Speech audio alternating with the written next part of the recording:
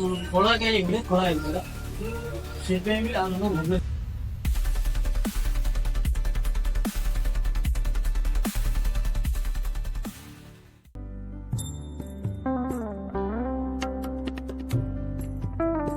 जय जगन्नाथ फ्रेंड्स मु प्रभात मो ट्रावेल ब्लॉग को आपण मानक स्वागत जनाऊँ मुझे आपण गोटे न्यू ब्लॉग जोटा कि बाबा धवलेश्वर मंदिर जदि ब्रह्मपुर गोपालपुर रोड रे आसुचन तो राइट साइड रे गोटे आर्मी गेट रही से भितर गले धवलेश्वर मंदिर को जापर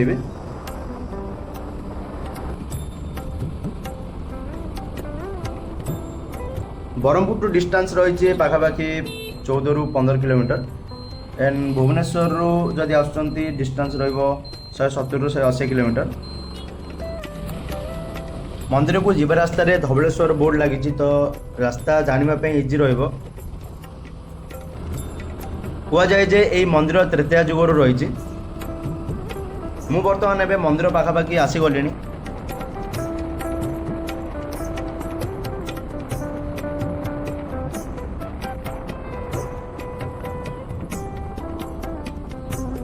तो ये है मंदिर मेन गेट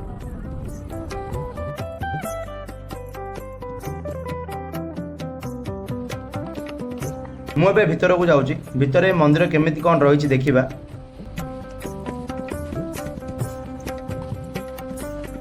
लेफ्ट साइड रे पूजा जिनस किनापी दुकान रही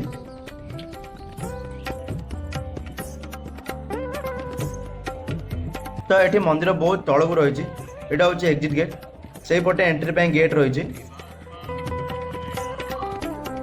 यहाँ हूँ एंट्री गेट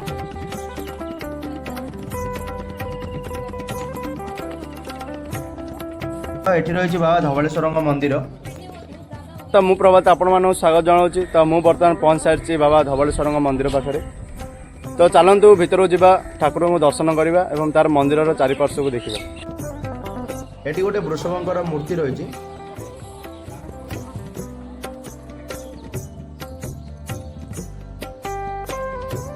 ये हूँ मंदिर भीतर दृश्य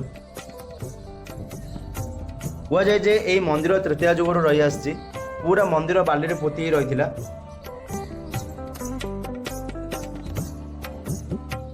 यह भी शुणा मिले जे अगस्त्य मुनि यही मंदिर को स्थापन करते तो चलतु बाबा धवलेश्वर को दर्शन करवा से पूजा कर पूजारी को यही मंदिर रहस्य कौन रही पचारि बुझा जदि मोर वीडियो आपण मैंने प्रथम थर पर देखुं तो मोर ये चैनल को सब्सक्राइब निश्चय करूँ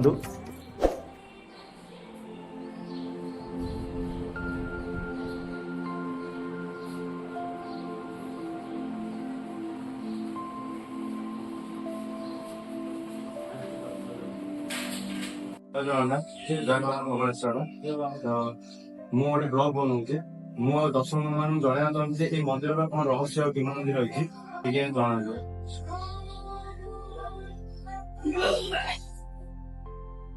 वंदे वाणस्फटिक सदृश्य कुंतल राशिवक्त्रं दिव्ये कल्पनं मणिमणि किङ्किणी नुपुराद्वै दीप्ताकार विश्ववसन सुप्रसन्नं त्रिनेत्रं हस्ते जाभ्याभटपुं संशूलदण्डो दधानम्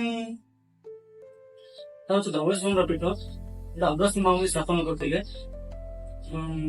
अगस्त्य मुनि होचंती हिमालय पर्वत विंध्याचल पर्वत आगे दी जन हूँ भौ आगे दी जन थोड़ी तपस्या कले ब्रह्मांड हिमालय पर्वत तपस्या कले विंध्याचल पर्वत तपस्या कले ब्रह्मांड तपस्या कले तपस्या जो कले तपस्या जो पसंद नहीं ब्रह्मा जो आसिले तक बलदेव बोली तो फर्स्ट जाके हिमालय पर्वत आसे तो हिमालय पचारे तुम तपस्या कल गोटे जो क्षण कल तुम इच्छा कौन तुम कौन कर चाहूँ हिमालय पर्वत गोटे कहले तुम किसी दरकार नहीं खाली आप आशीर्वाद दरकार आशीर्वाद आशीर्वाद देखिए ब्रह्म बाहरी आसे सेकेंड विंध्याचल पर्वत दी जन सामना सामने विंध्याचल पर्वत जो प्रश्न करेंगे ब्रह्म ना कौन पे तपस्या कल विंध्याचल गोटे कहले ना मोर तो हिमालय पर्वत बड़ मत यहाँ बड़ दिंतु मुझे हिमालय पर्वत बड़ हाँ चाहूँ हिमालय मत बड़ चाहूँ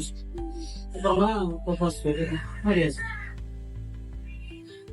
काल तुम विंध्याचल पर्वत एत मात्रा बड़ हे दक्षिण साइड पूरा अंधार दक्षिण साइड पूरा अंधार दक्षिण साइड जो अंधार है ତ ଅନ୍ଧାର କାଳ ଚଳିଛି ତ ସବୁଗୁଡା କଣ ହବ ନା କାଳ ସବୁ କାଳ ରାତ୍ରି ଭଳିଆ ହେଇଯିବ। ତ ଭୂତ ପ୍ରଚାଶ ପରିବେଶ ଉପରେ ମଧ୍ୟ ସେ ପ୍ରଭାବ ତଳ କଲା। ତ ଦେବଦାନ ମଧ୍ୟ ଋଷଣ ମଧ୍ୟ ସମସ୍ତେ ଯାଇକି ବ୍ରହ୍ମାଙ୍କୁ କହିଲେ ନା ତମେ ତାଙ୍କୁ କଣ ବଡ ହେଲ ତାଙ୍କେ ଦକ୍ଷିଣ ସେଟାକୁ ଅନ୍ଧାରକୁ ଅଧିକ ଦେଇଥିଲେ ଯେହେତୁ ସୂର୍ଯ୍ୟଙ୍କର କିରଣ ମଧ୍ୟ ଆସିପାରୁନି ତାଙ୍କେ ଏତେ ମାତ୍ରାରେ ତାଙ୍କେ ବଡ ହେଇପାରୁନି। ତ କଣ କରିବା ନା ତାଙ୍କ ପୁଅ ହଉଛନ୍ତି ଅଗସ୍ତ୍ୟ ମାମୁଁ ଅଗସ୍ତ୍ୟ ପୂଜା ତାଙ୍କେ ଯାଇଥିଲା ସମାଧାନ କରୁ। ତ ଅଗସ୍ତ୍ୟ ଅଗସ୍ତ୍ୟ ତାଙ୍କ ଝିଅଙ୍କ ପାଖକୁ ଆସିଥିଲେ ବିଦେଶ ପାଖକୁ ହିମାଳୟ ପର୍ବତ ଆସିଥିଲେ। ତ ଆସିଲେ ତାକୁ ହିମାଳୟ ପର୍ବତ ପାଖକୁ ଯିବ ଅଗସ୍ତ୍ୟ ତାଙ୍କୁ ପ୍ରଣାମ କରି ଅଗସ୍ତ୍ୟ ପ୍ରଣାମ କରି ଅଗସ୍ତ୍ୟ ତାଙ୍କୁ ଆସି ବିଦେଶ ପର୍ବତ ଆସି ଯେତେବେଳେ ଜଣେ ପ୍ରଣାମ କରୁଛି ସେ ଟାଇମ କହୁଛି କଣ ନା ଯେତେବେଳେ ମଧ୍ୟ ଗୁରୁଙ୍କ ପାଖରେ ପ୍ରଣାମ କରାଉଛି ସେ ଟାଇମରେ ମସ୍ତକ ଗୁରୁଙ୍କ ଚରଣରେ ରହୁଛି। ତ ବିନ୍ଧ୍ୟାଚଳ ପର୍ବତ ଏତେ ମାତ୍ରା ବଡ ହେଇଛି ଯେ ତାଙ୍କ ମସ୍ତକ ଅଗସ୍ତ୍ୟ ମୁଣ୍ଡ ଟେକି ତାଙ୍କୁ କଥା ହବ। ତ ଅଗସ୍ତ୍ୟ ସେଟା କହିଥିବେ ନା ତମେ ଯଦି ମତେ ପ୍ରଣାମ କରିବାକୁ ଚାହୁଁଛ ତାହେଲେ ତମକୁ ଝୁକିବାକୁ ହଁ ତ ମାନି ଦେଇଥିଲା ତାଙ୍କେ ଯେତେବେଳେ ଆସି ଝୁକିଦିଏ ତାଙ୍କୁ ଆଶୀର୍ବାଦ ଦିଏ ନା କଣ ନା ମୁଁ ପୃଥିବୀ ପରିକ୍ରମା କରି ଆସିଲା ପର୍ଯ୍ୟନ୍ତ ବୋଲି ତମେ ଇଣ୍ଡିଆ ରହିବ। ତ ସେ ଟାଇମରେ ଯେତେବେଳେ ଅଗସ୍ତ୍ୟ ପରିକ୍ରମା କରୁଥିବେ ଏଠି ଗୋଟେ ରାତ୍ରି ବିତେଇବେ ଧବଳେଶ୍ୱରଙ୍କର ଗୋଟେ ରାତ୍ରି ବିତେଇବେ। ତ ଏଠି ରହିଲେ ସକାଳୁ ସ୍ନାନ କରି ମହାପତି ସ୍ନାନ କରିବେ ବାବାଙ୍କ ଟିକେ ସ୍ଥାପନ କରି ତାଙ୍କେ ଯାଇ ଦକ୍ଷିଣ ସାଇଡରେ ଯେତିକି ମଧ୍ୟ ପଡିଛି ନଦୀ ତଳେ ସମୁଦ୍ର ତଳେ ଯେତିକି ମଧ୍ୟ ପଡିଛି ସବୁଗୁଡା ଅଗସ୍ତ୍ୟ ନେଇ ସ୍ଥାପନ କରୁଛି। ଏଟା ହେଲା ତାର ରହସ୍ୟ। ମନ୍ଦିର କେତେ ଦିନ ଧରି ମାନେ ରହିଅଛି? ଏଇଟା ତ ତ୍ରେତୟା ଯୁଗର ମନ୍ଦିର ଏଇଟା ଯାହା ହିଁ ମତେ ଯାହା ଲୋକ କହୁଛନ୍ତି ଆଉ ଯାହା ତ୍ରେତୟା ଯୁଗର ମନ୍ଦିର। ଆମର ଘୋଷିଆ ପାହାଡ ପୂଜା କରି ଆସୁଥିଲେ ଏଇଟା ହେଇଥିଲା କଣ ନା ଦିନେ ଏଠି କଳା କାହିଁ ଗୋଟେ ଖୋଳା ହେଇଥିଲା ସେଥିପାଇଁ ବି ଆମ ଭୁବନେଶ୍ୱର ରଖା ହେଇଛି। ପ୍ରଥମ ବାଲିରେ ଘୋଡେଇ ହେଇଥିଲା ବାଲିରେ ଘୋଡେଇ ହେଇଥିଲା ତାକୁ ରଜା ବାହାର କରିକି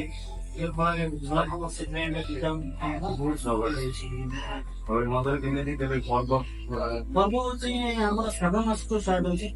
ଶ୍ରାବଣ ମାସ ହଉଛି ଗୋଟେ କାର୍ତ୍ତିକ ମାସ ହଉଛି ଗୋଟେ ମହାଶିବରାତ୍ରି ହଉଛି ଏ ତିନିଟା ଦେଶୀ ପର୍ବ ହଉଛି। ଯେହେତୁ ଆଜି ଯେତେ ଶୀତଳ ଷଷ୍ଠୀ କାଲି ଯାଇ ସାଇଲାକୁ ବାହାର ହେଇଛି ଆଜି ମାଆକୁ ବୁଲିବାକୁ ଯିବେ ସ୍ନାନ କରିକି କରିବା ପାଇଁ ମିଳିଛନ୍ତି।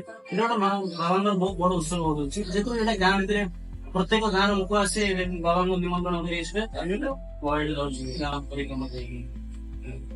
ତ ମୁଁ ଆପଣ ତ ଜାଣିସାରିଥିବେ ଏଇ ମନ୍ଦିରର କଣ ରହସ୍ୟ ଆଉ କିମ୍ବଦନ୍ତୀ ରହିଛି। ତ ମୁଁ ଆଜ୍ଞାକୁ ଧନ୍ୟବାଦ ଜଣାଉଛି। ତ ଧନ୍ୟବାଦ ଆପଣ ମତେ ଆଉ ଦର୍ଶକ ମାନଙ୍କୁ ଏଇ ଯୋଉ ରହସ୍ୟ ଜଣେଇଲେ। ଯଦି ମୋର ଭିଡ଼ିଓ ଆପଣମାନେ ପ୍ରଥମ ଥର ପାଇଁ ଦେଖୁଛନ୍ତି ତ ମୋର ଏହି ଚ୍ୟାନେଲକୁ ସବସ୍କ୍ରାଇବ୍ ନିଶ୍ଚୟ କରନ୍ତୁ। ମୁଁ ଏବେ ସେହି ଭିତରକୁ ଯାଉଛି ଯେଉଁଠିକି ବାବା ଧବଳେଶ୍ୱର ପୂଜା ପାଉଛନ୍ତି। ଏହି ମନ୍ଦିରର ରହସ୍ୟ କ'ଣ ଜାଣିଲେ ଏଠି ତ୍ରେତୟା ଯୁଗରୁ ପ୍ରଭୁ ଧବଳେଶ୍ୱର ପୂଜା ପାଇ ଆସୁଛନ୍ତି। ଏଠି ନବଗ୍ରହ ସହ ନଟରାଜ ବି ପୂଜା ପାଉଛନ୍ତି। ତ ମୋର ଏବେ ଭିତରେ ଥିବା ମହାଦେବଙ୍କର ଦର୍ଶନ ସରିଛି। ମନ୍ଦିରର ରାଇଟ୍ ସାଇଡ଼୍ରେ ପ୍ରଭୁ ଗଣେଶ ବି ପୂଜା ପାଉଛନ୍ତି।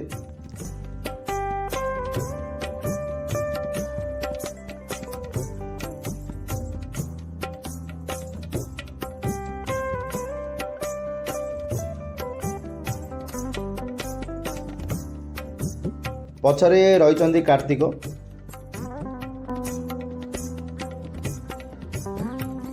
ମନ୍ଦିରର ପରିସର ଭିତରେ ମା ସନ୍ତୋଷୀଙ୍କ ମନ୍ଦିର ମଧ୍ୟ ରହିଛି।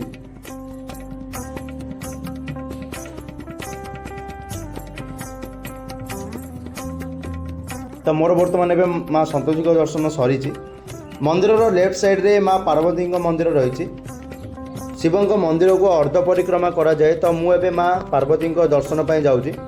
ସବୁ ଶିବଙ୍କ ମନ୍ଦିରରେ ବାମ ପାର୍ଶ୍ୱରେ ମା ପାର୍ବତୀ ପୂଜା ପାଇଥାନ୍ତି।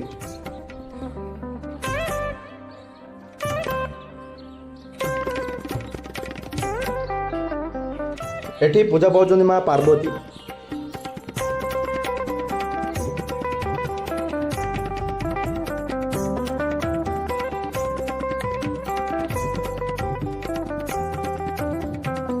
ମୋର ବର୍ତ୍ତମାନ ବାବା ଧବଳେଶ୍ୱରଙ୍କ ଦର୍ଶନ ସରିଛି। ମନ୍ଦିରର ଭିତର ପରିସର ଦେଖିଲେ ମୁଁ ଏବେ ଏକ୍ଜିଟ୍ ହେଉଛି। ମନ୍ଦିର ବାହାରେ ଏକ୍ଜିଟ୍ ଗେଟ୍ର ଲେଫ୍ଟ ସାଇଡ଼୍ରେ ଗୋଟେ ବହୁତ ବଡ଼ ମହାଦେବ ଧ୍ୟାନରେ ରହିଥିବାର ମୂର୍ତ୍ତି ରହିଛି। ସାଇଡରେ ଗୋଟେ ହନୁମାନଙ୍କ ମଧ୍ୟ ଷ୍ଟାଚୁ ବି ଅଛି।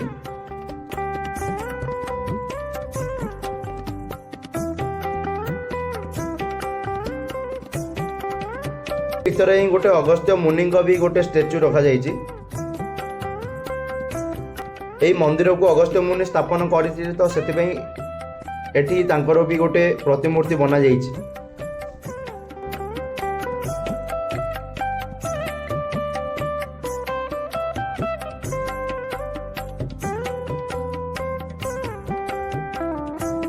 ମନ୍ଦିର ବାହାରେ ଶ୍ରୀ ରଘୁନାଥ ବି ପୂଜା ପାଉଛନ୍ତି।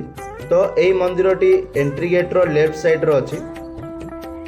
ଏଠି ପ୍ରଭୁ ଶ୍ରୀ ରାମଚନ୍ଦ୍ର, ଲକ୍ଷ୍ମଣ, ମାତା ସୀତା ଓ ହନୁମାନଙ୍କୁ ବି ପୂଜା କରାଯାଏ।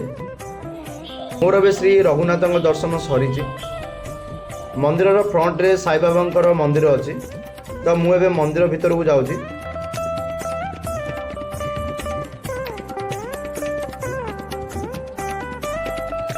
ଏଠି ଶିରିଡି ସାଇ ବାବାଙ୍କୁ ପୂଜା କରାଯାଏ।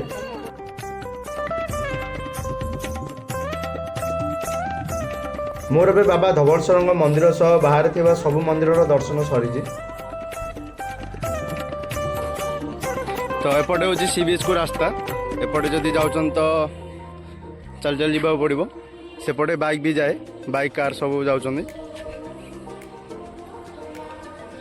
ତ ମୁଁ ଏବେ ବର୍ତ୍ତମାନ ସି ବିଚ୍କୁ ଯାଉଛି। ବିଚ୍କୁ ଗଲାବେଳେ ସାଇଡ୍ରେ ପିକନିକ୍ ପାଇଁ ବହୁତ ଭଲ ସ୍ପେସ୍ ଅଛି। ଏଇଟା ମହାଦେବଙ୍କ ମନ୍ଦିର ହେଇଥିବାରୁ ଏଠିକୁ ଶ୍ରାବଣ ଆଉ କାର୍ତ୍ତିକ ମାସରେ ବହୁତ ଲୋକ ଆସିଥାନ୍ତି। ତ ଇଏ ହେଲା ସି ବିଚ୍। ମନ୍ଦିରରୁ ବିଚ୍କୁ ଡିଷ୍ଟାନ୍ସ ବହୁତ କମ୍, ପାଖାପାଖି 200 ମିଟର ରହିବ। ବିଚ୍କୁ ଇଭିନିଂ ଟାଇମ୍ରେ ଲୋକ ଆସିଥାନ୍ତି। ବିଚ୍ର ସାଇଡ୍ରେ ବହୁତ ଭଲ ପିକନିକ୍ ସ୍ପଟ୍ ଅଛି ଆଣ୍ଡ ଝାଉଁ ବଣ ବି ଅଛି। ତ ଏଠିକୁ ଲୋକମାନେ ପିକନିକ୍ରେ ଆସିଲେ ରୋଷେଇ କରି ବିଚ୍ର ଏନ୍ଜୟମେଣ୍ଟ ସହ ଧବଳେଶ୍ୱରଙ୍କୁ ବି ଦର୍ଶନ କରିଥାନ୍ତି। ମୋତେ ଏହି ଦର୍ଶନୀୟ ସ୍ଥାନକୁ ଆସି ବହୁତ ଭଲ ଲାଗିଲା। ପାଖରେ ସି ବିଚ୍ ସହ ପିକନିକ୍ ସ୍ପଟ୍ ପାଇଁ ବି ବହୁତ ବଢ଼ିଆ ସୁବିଧା ଅଛି।